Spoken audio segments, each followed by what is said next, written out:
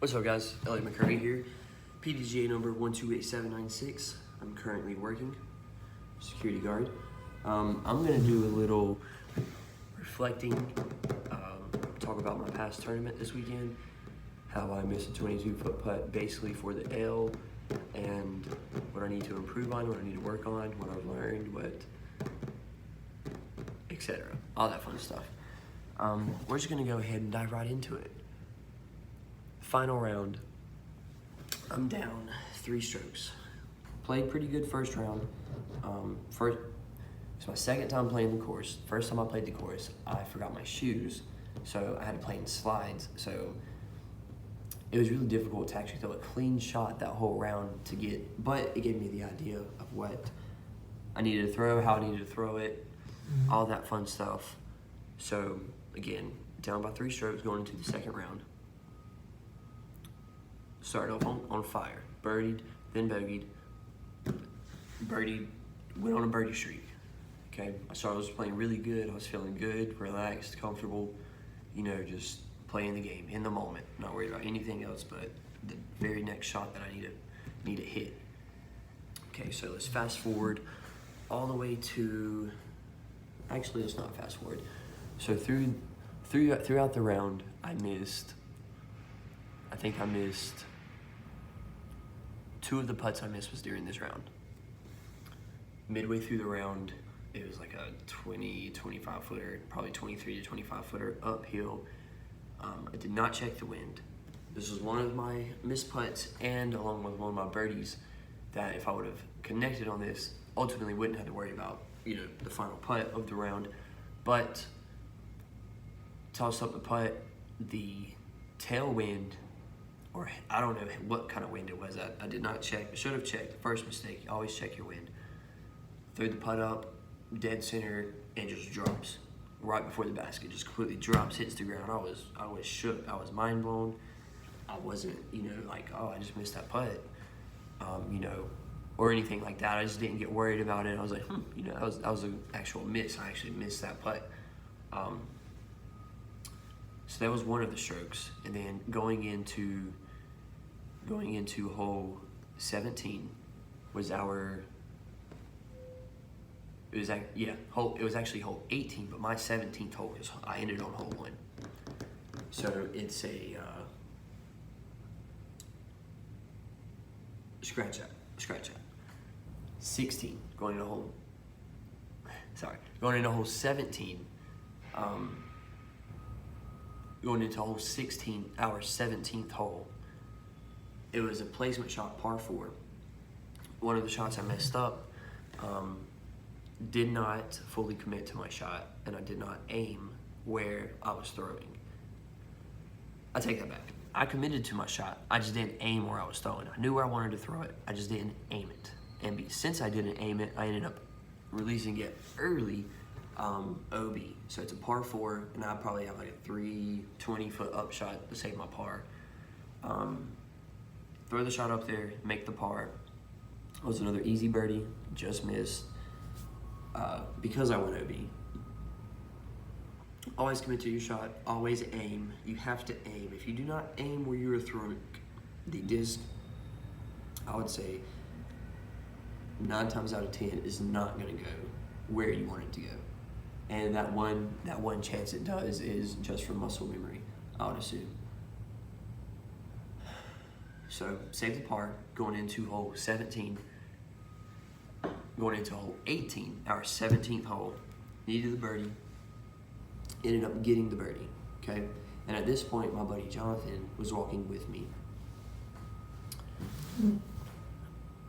So during my upshot for this hole,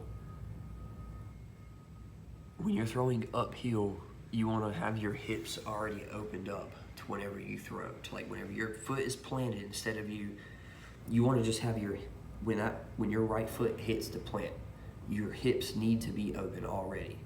They don't need to be your regular stance or form. They need to already be open because you're throwing uphill, so you don't come across your body and early release. Okay, so that's what I did. Early released, ended up having a death putt. It went straight downhill.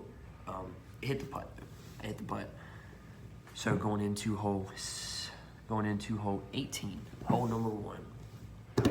Comes down to it. I'm first on the tee box. I lace my shot. I'm like, yeah, 20. I would max 25 feet away. I go up there. I'm comfortable. I'm laughing, you know, smiling. Buddy Jonathan's with me. You know, card mates having a good time. We're all having pretty decent rounds, and I'm the last one to putt.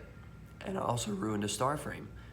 So this 22-foot putt in my mind was already cashed. Bottom of the barrel, no doubt in my mind I was not gonna make it. I step up to the putt, I straddle. I have to straddle around a tree. The tree did not come into effect in my putt anyway. I was so far away from the tree, but I straddled, ended up, again, bottom of the barrel, no thoughts going through my mind. Release it, ended up being an early release. And it chained out to the left. Okay, sick to my stomach. I'm like, I cannot believe I just did that. I got too comfortable, too relaxed, and too unfocused on.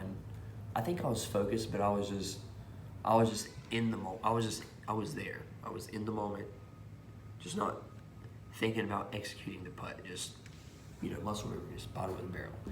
Missed the putt. Sick to my stomach. Drive over to hole 18, where I'm on chase card too, by the way. Drive over to hole 18 where lead card is. Check the score. Down by 1 stroke. If I would have hit that putt, it would have been tied. Okay, he ends up having a probably 30 to 40 foot putt going uphill for his birdie. But anyways, drive over 18. He has 30 to 40 foot putt uphill for birdie. I can tell it's for his birdie because he turns around and asks, "What do I need to hit this? What's the score? What needs to happen?" You know, ultimately ended up laying up for a par for the victory.